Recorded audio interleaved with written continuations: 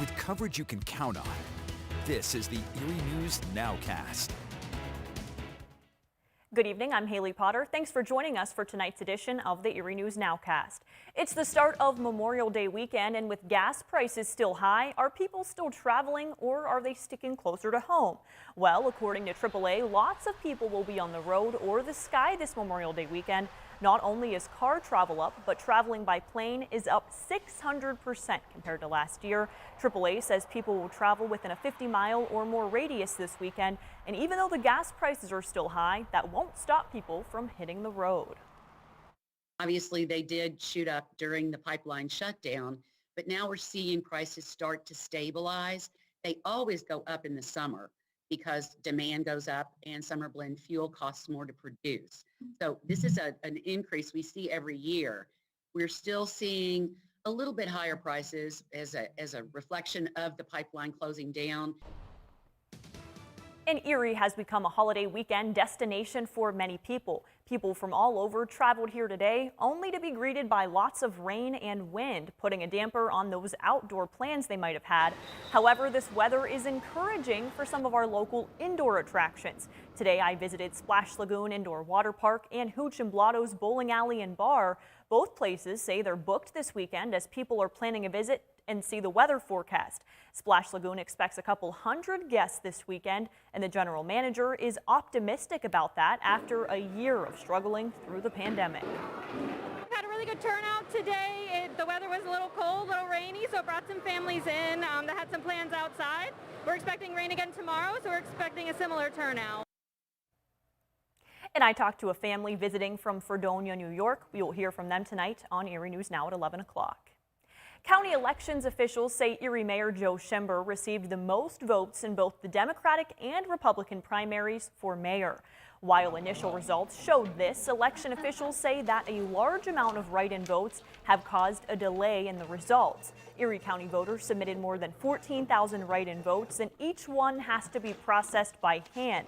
Elections officials tell us that it's a slow process because of the state's new mandated paper-based voting system.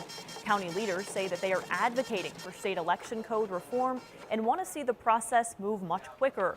The Board of Elections needs to certify the county's results by June 17th. And new tonight, the city of Erie says it wants to tackle public safety at Dobbins Landing. In a release, the city says bayfront businesses have voiced concerns about public safety and security, including parking access, litter, unauthorized fireworks, and non-permitted vendors. The Public Works Department is stepping up its street sweeping to help with the litter. In a statement, the Erie Police Chief says that Dobbins Landing is a public dock and everyone should be able to enjoy it safely. State officials say more than 4 million Pennsylvania residents have been vaccinated against COVID-19. Our region ends the week with more than 145,000 full vaccinations, which is about 5,000 more people compared to last week. There was also a slight uptick in reported cases in Erie and Crawford counties. State leaders say we're still on track to lift the mask mandate for unvaccinated people by the end of next month.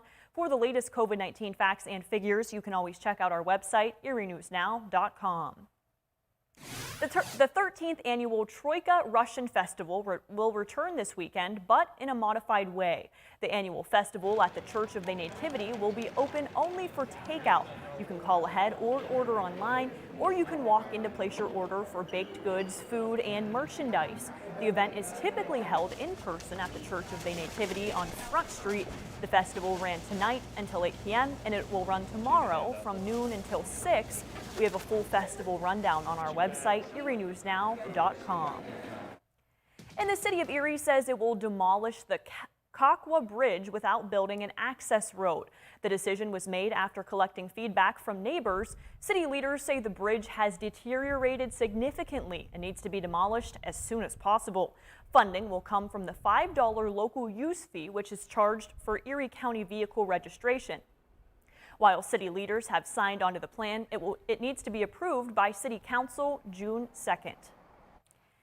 Thanks everyone for joining us for the Erie News Nowcast. Join us for our next news at 10 p.m. on the CW and 11 p.m. on WICU and WSEE. Have a great and safe weekend.